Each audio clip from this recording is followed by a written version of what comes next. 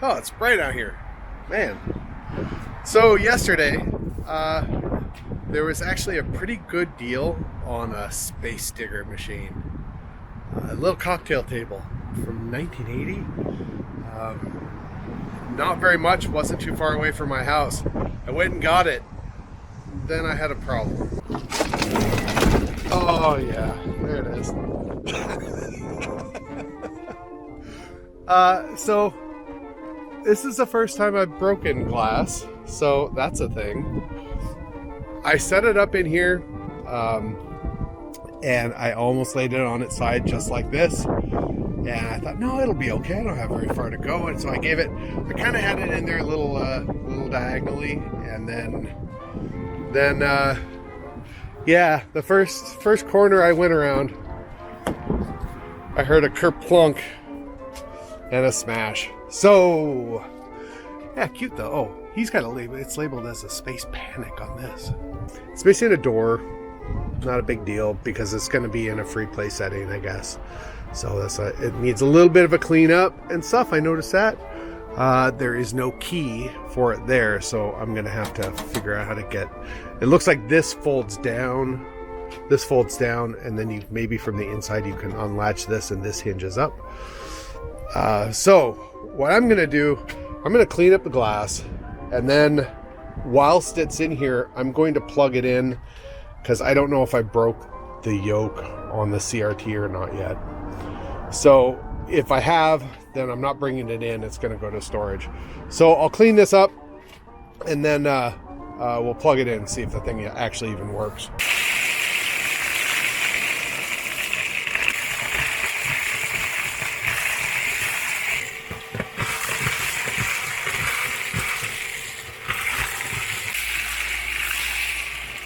Okay, here we go. Moment of truth. Let's see if I really this thing up.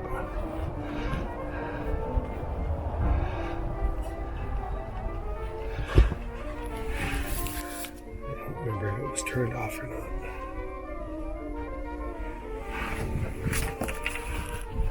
Switch.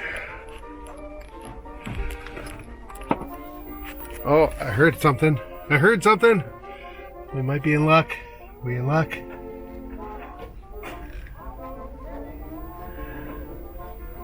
We are in luck. And it actually doesn't look too wacky. All right, that makes me feel better. Glass is cheap.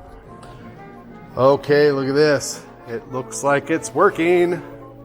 We dodged a bullet. So that's nice. Took a little bit damage here from when it fell over. That's the source of impact. that's what made the whole thing explode. I'm really glad I didn't break the yoke on the monitor. I was pretty sure I had heard a big pop, but it was just other sounds of going pop.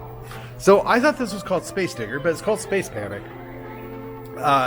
Basically, you're this dude, and you have this alien horde you have to avoid. You go up the ladders, you dig little holes. See, he's digging a little hole. And then the alien dudes fall in the hole, and then you run over there and you bury them real quick. That's the idea. 1980. This is one of the games that came out in the golden age of arcades.